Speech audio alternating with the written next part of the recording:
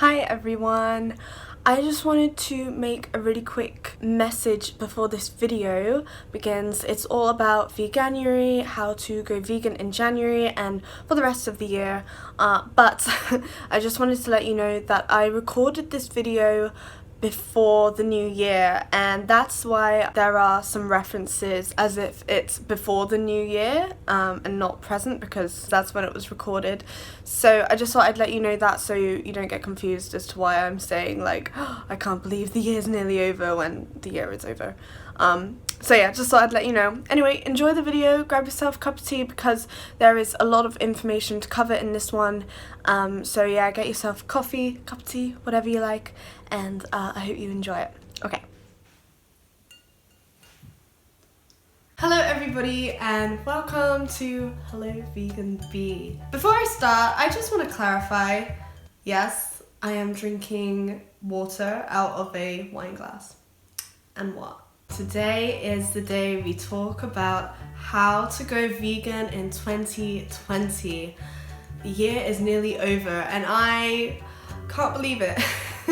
I really feel like this has been the fastest year of my life. So this video is particularly for people who are maybe already interested in the idea of veganism. Maybe you have signed up to Veganuary. This video is aimed for people who are currently living in Japan. I'm English, and in England I feel like it's so easy to be vegan, but I feel like in Japan it's so much harder to be vegan and things aren't as accessible as they are in England. So I thought it would be really helpful for me to just particularly aim this at people in Japan. However, what I'm saying can be spread across to everyone in the world, but when it comes to replacing ingredients, I will be talking about the things that are accessible in Japan. So with that being said, let's get started. I'm going to be talking to you about all the different ways that we can replace the things that we use in our daily life, what I use, how you can replace them, still have this lovely fulfilling lifestyle, and also the do's and don'ts of turning vegan. Just to clarify, I am not saying that there is a specific rule book for veganism. Obviously it is what it is, you don't use animal products. If you agree that abusing animals is wrong, then you already agree with veganism. But we're gonna get into the nitty-gritty today of how you can support yourself as a vegan, how you can stay motivated, where do you get your protein from, that kind of thing, how to just be a vegan in 2020 and how to do a really good job of it. First, let's talk about the really obvious stuff, how to replace things in your diet. So let's talk about dairy for a minute. I was so blown away when I went into a Japanese supermarket for the first time and I saw all of the soy milk just like spread out in this one section, and there was so much. I could not believe it. There was just soy milks of all these different flavors, like tropical flavors, like these massive coffee flavored soy milks, banana flavored soy milks. It was a dream come true. So that is the first replacement. If you're not really into soy milk, you can also get almond milk, and it's the almond breeze that I usually get. On top of that, you can also find oat milk at certain stores like Costco. It's been seen there. You can also get coconut milk, walnut milk, and cashew milk. So those are your kind of options, the options that I know about anyway. If you are a vegan in Japan and you know of more options, please comment it below. Now onto cheese. You can get this brand of cheese. I'm gonna post it somewhere on the screen. This cheese is really delicious, it melts, it's really yummy. I've seen it in a few supermarkets. I'll also name the ones I've seen it in on the screen. My pronunciation of some Japanese shops is not good, so I don't wanna butcher it. Something really cool just came out, which is a brand of vegan pizza, and I'm putting that in big quote marks because it's like, it's a pizza, but it's kind of not. It's like It's from the brand Beyond Tofu, and I love this brand. But anyway, so they do this pizza, then they have like vegan cheese on top, and that's basically it. It's a really basic pizza. So I bought one the other day. I took it home, I put vegetables on it, I put tomatoes on it, and nice herbs, pizza-y kind of stuff, tomato sauce, all that jazz. I just put it in the grill for maybe 5-10 minutes, and then it just kind of became all crispy and melted, and it was so good. Let's talk about eggs now. Eggs are really easy to replace. My favorite egg replacement is one mashed banana, which is very naturally sweet and it's so delicious in baking. I think even if you are not vegan and you like a kind of healthy alternative, something that doesn't have like cholesterol in it, then I would recommend banana. Also, you can use 1 tablespoon of flaxseed and 1 tablespoon of water and just like mix it up, and that is the equivalent to 1 egg. So that's super easy. Also, if you want to just like not do that and you want to actually have like an egg replacer, I know that you can get some egg replacements in international shops. Wait, I actually have some in the cupboard, so I'm gonna go grab it and I'm just gonna show you. This is the egg replacer you can get. This is basically just a spoonful of egg. This is a spoonful of egg, and then you mix it with a tablespoon of water, I believe.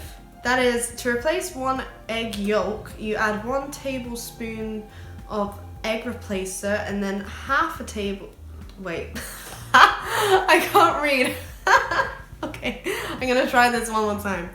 You add one teaspoon of egg replacement and then half a tablespoon of water, and then you mix it together and you have egg. It's also gluten-free, another big plus. I also just found in my cupboard this stuff. This is gluten-free pasta and pastry multi-mix, in case you want to be making your own pizzas and stuff like that. So we've talked about dairy and egg. Let's talk about meat.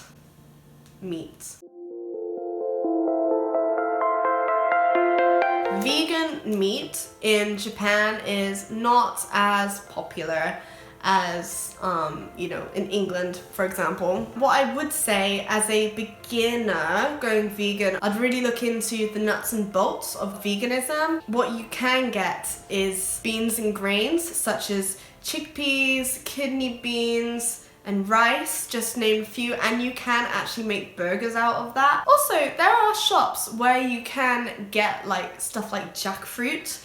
I got gifted some kind of spicy jackfruit not that long ago, and that was insane. And that was from Costco, I believe. In my video about Hygge, I talked a lot about the bee industry and how it's just bad. A lot of people don't know about it. I'm not gonna go into it now. So let's just talk about how we can replace honey.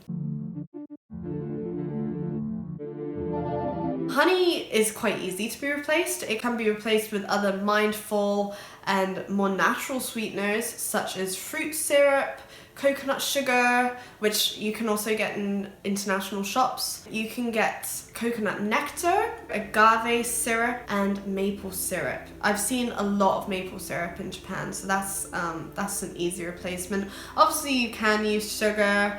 Although white sugar in Japan is generally not vegan. I think there is 1 or 2 brands that are, but it is filtered through bone from what I know. It's not the actual sugar that contains animal product, but it's the process. So do be careful about that. However, unrefined sugar, so brown sugar, that kind of stuff, that's vegan, so you can go crazy with that. Okay, so let's talk about protein.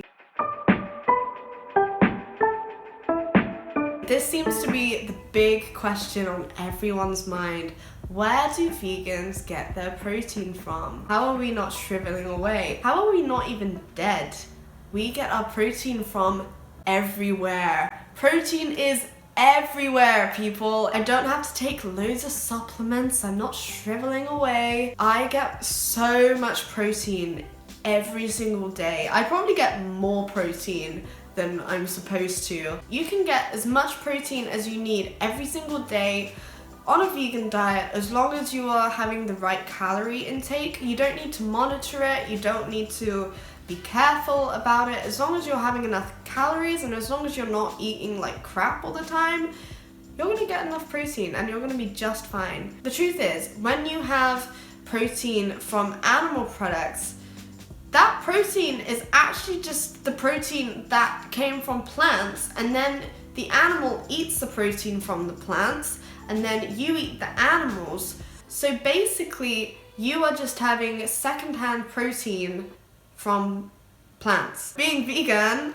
you just cut out the middleman. You just get your protein from succulent plant-based foods rather than the body of a dead animal. I mean, what's better? You know, you gotta consider as well, when you're eating an animal, you're not just getting the protein, you are getting everything that came with that animal. So if that animal was given hormones to stop it from having disease, you're also going to be eating those hormones. If that animal was diseased, like, you don't know where the animals come from. Even if you think you do, even if you think you're buying free range, whatever, you don't know. Anyway, I feel like I went off on a tangent a little bit then. If you're still worried about your protein intake, one of my best friends is a protein queen. I call her Protein Powder Spice. And she loves her protein, and she is such like an inspirational vegan. She's like a gym fanatic. She's so healthy. She loves the animals, but she loves protein as well. If you are a protein person as well, then you can get your protein from powders, beans, and grains, that kind of thing. And, you know, if you really want to, you can take a supplement. I have a really nice protein cacao powder. In fact, I'll show you that as well, because I believe you can get this in Japan. So this is my cacao powder. It's nearly finished, and I have cacao all over it. Completely organic. It's really good for you. It's so delicious. I have it in my porridge every single day. Oats, by the way, great source of protein. It's not difficult to find sources of protein if that's what you're concerned about. Okay, now we've talked about food. Let's talk about tips and tricks about being an unstoppable vegan. Yeah. I'm gonna drink some vegan water and then we're gonna get straight into it. The first thing I think you should do, get educated. Because ultimately, there is no point in pursuing something with passion if you don't know anything about it. There is so much information, and there is more information coming out every single day. I would say to start with some documentaries, and it depends on what kind of route you want to take with this, because there are movies about all kinds of things. If you're like me and more into the kind of animal side of things, if you want to know about agriculture, you can look up movies that you can find for free online. Earthlings, there was a really nice film that was called Ocha is tea, right? So I don't know if that's right, but I'll write it on the screen anyway, whatever it's called. It's an animal that's bred for food, raised as a pet, gets taken away, put into the food industry, and it shows you actually what it's like behind closed doors. If you're not really that way inclined about veganism, if you're more into health, watch What the Health, and also watch Game Changers. I think regardless of your take on veganism, what your opinion is about it, you should watch Game Changers. It's a newer documentary. It came out not that long ago. The thing I like about it is something I find with a lot of films that are advertising veganism. These movies, I finish watching them, and even as someone who is like all for the cause, I feel sad and drained after watching them, because it's like, it like sucks the energy out of you and you feel like helpless. But not with Game Changers. I watched that film and I felt so empowered,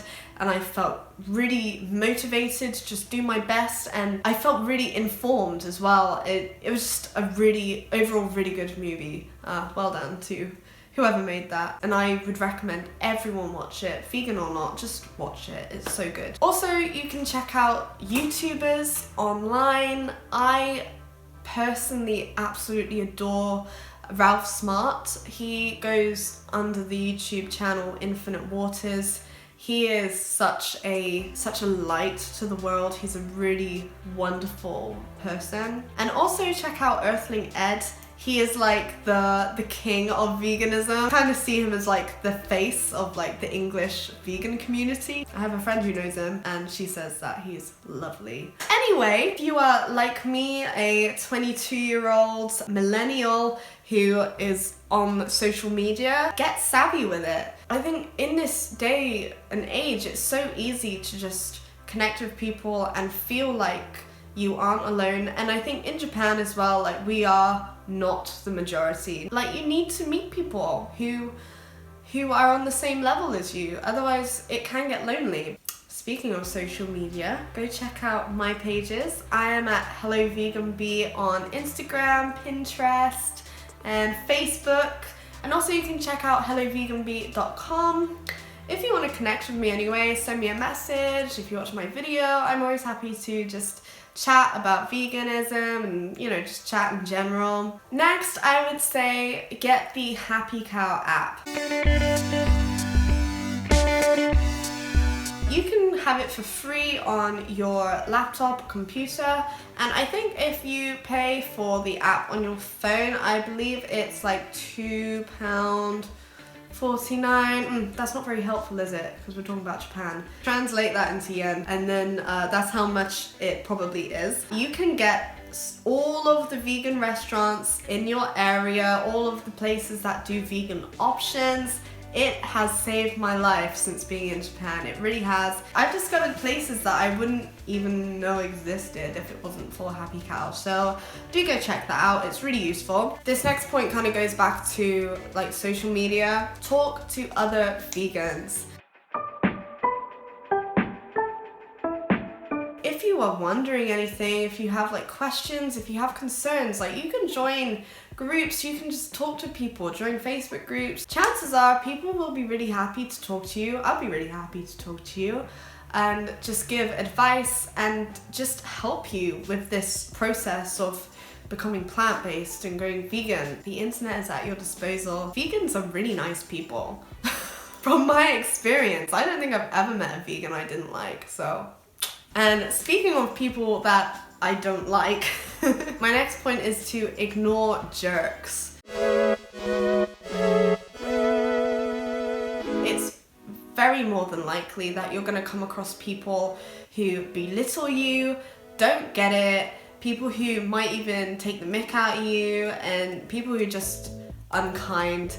And unfortunately, that is just part of it. And as you kind of go through the years of being vegan, you learn how to react to it, and you learn not to like get defensive, even though it is attacking and it is rude and it's just mean. Like, people don't realize that it's mean, but it is. A lot of people just argue for the sake of it. People who argue with you about it, or people who try and pick holes, generally do not have any interest in going vegan. They're just trying to pick a fight and they're just being jerks. Something that I've learned along my journey, just as being a person in general, is that when people get defensive, when people argue back with you, it's because they feel personally attacked.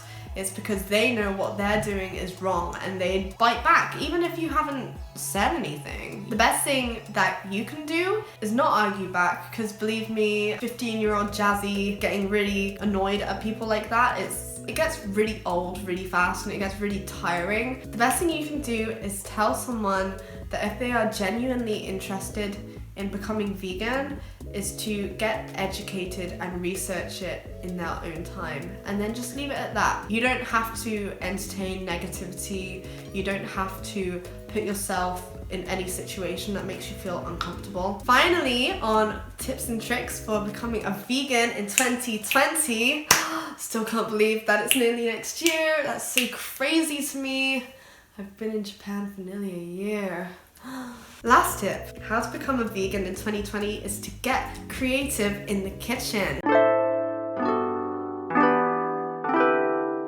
Since becoming vegan, I have fallen in love with cooking all over again and just food and healthy living, hence this whole channel. I have such a passion for it. Being on a plant-based diet is a really good excuse to just get creative, try new things. Another question I get asked is like, do you find being a vegan limiting? Do you find it restrictive? And honestly, I have never felt more liberated being a vegan. I have such a sense of freedom. I find the whole process of cooking so fulfilling and enriching. Cooking plant-based has really expanded my creativity as a cook. It's opened my mind to so many more ingredients and so many more ideas. So it's not limiting, it's not an excuse to just eat pasta all the time. It's an opportunity to become a really creative cook. So definitely get creative in the kitchen. You can go check out my recipes at helloveganbee.com/categories/recipes, I believe. I will link it into the description anyway. So do go check that out if you would like to do that. Now we're gonna talk about the big no-nos of being a vegan, what not to do.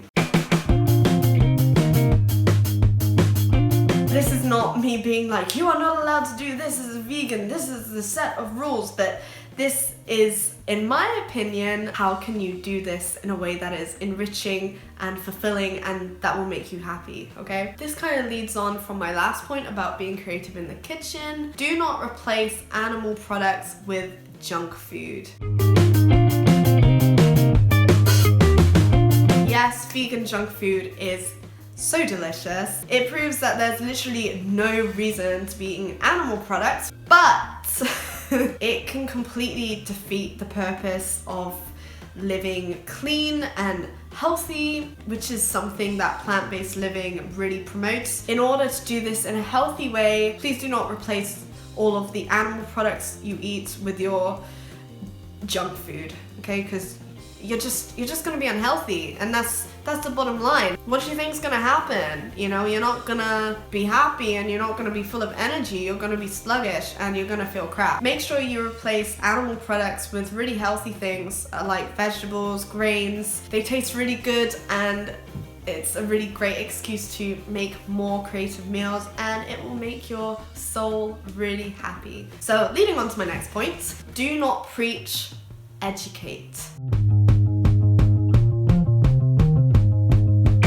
When you're talking with your pals, high protein powder spice, you can get as angry and mad at the world as you want, and that's totally cool, like you're in a safe environment. However, when you're talking to non-vegans, it is very likely that people will get angry at you if you start calling them things like murderer, zombies, and flesh-eating monsters, and like, don't do it. Don't do it. Because seriously, no one wants to be called that. However, and this is a huge however, because conversations about veganism are gonna come up. As soon as you start telling people that you're vegan, people are gonna wanna know about it. Think about how you can be informative and give someone useful knowledge in a diplomatic way. People are more likely to converse with you and have a rational and nice conversation with you if you are just